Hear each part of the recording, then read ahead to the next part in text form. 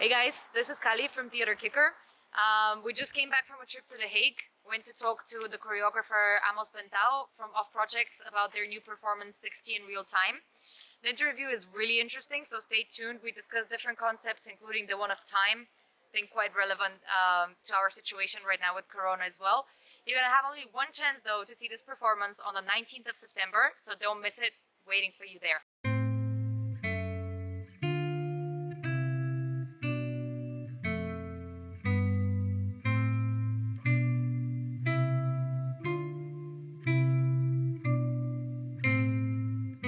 Okay, well, Amos, thank you for having us here. I have a few questions, firstly connected to 60 in real time. And the first is to describe to us and to the viewers in a sentence or two, how do you see this performance? What is it? This performance is quite unique in the sense that it's not a traditional dance performance where people just sit in a chair in the dark and watch dancers dance for an hour. So it's an evening. There's going to be also a conversation and talking and dance in between. And it came out a little bit out of the Corona crisis because we had been busy with a piece called 60, which was a dance performance of 1 hour.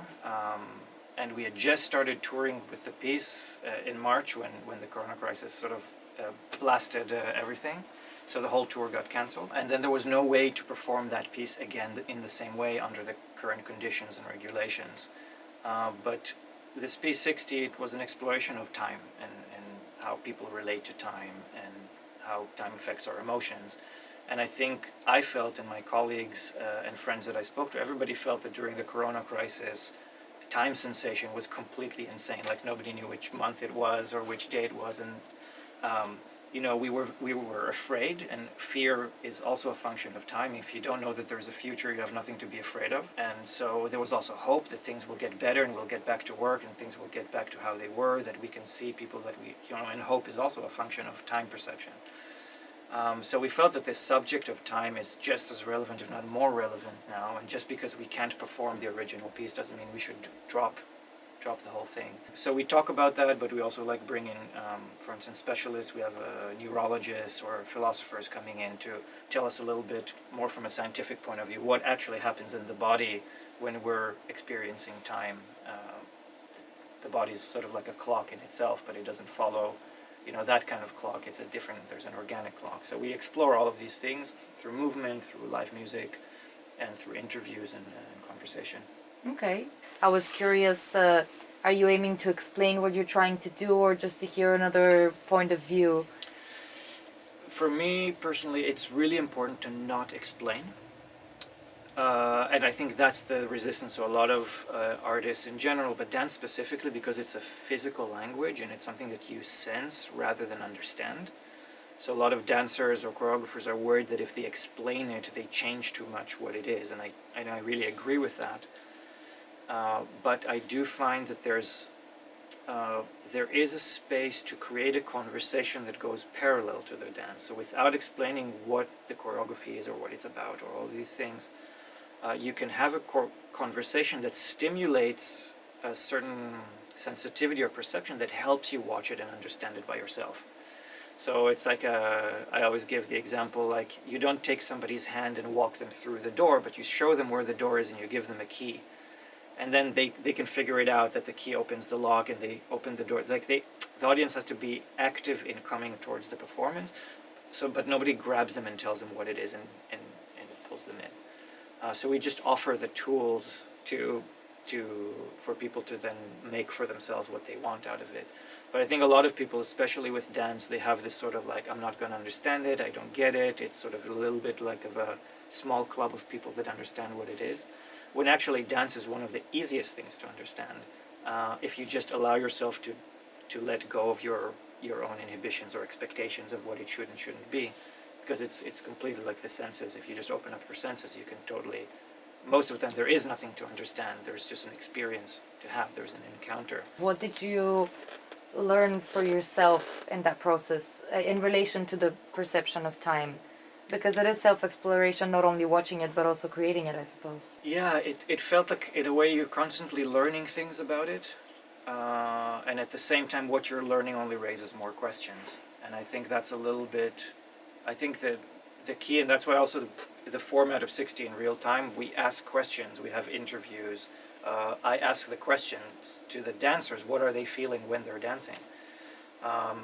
So it's really like a place for everybody to open up those questions, because sometimes we just accept time as this reality that we can't control or change. There's this inevitable falling into the future feeling. But actually time is something that we decide what it is. We decided what clocks are, we decided what calendars are.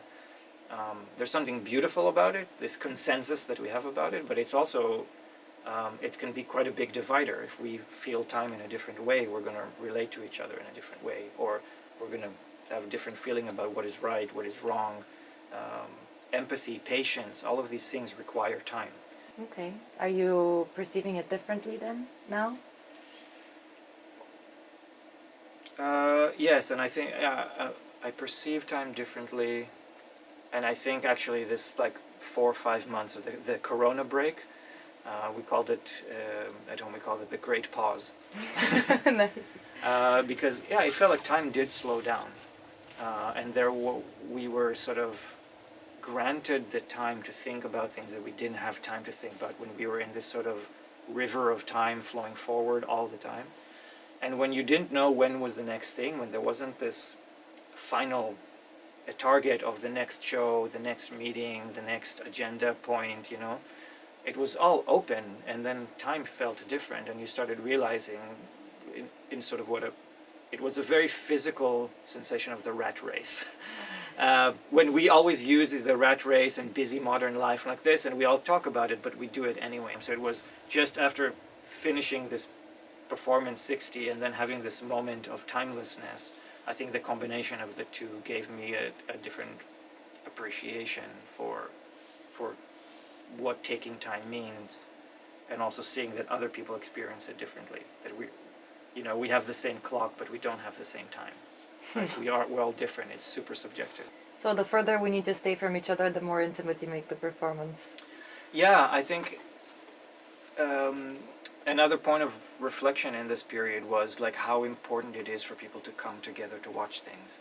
There was so much streaming online and like performances online, and a lot of it was great, and it was sort of like opened up this new medium for people to really invest in like online performing. But there was one thing that was missing from all of that, was the thing of watching things together. The act of assembly, of coming together to watch something, and the energy and interaction that the performer has, not with a one-on-one or with a camera, but with a group of people watching. Yeah, I can imagine. It's interesting. One of the questions that I had for you was actually exactly, not a lot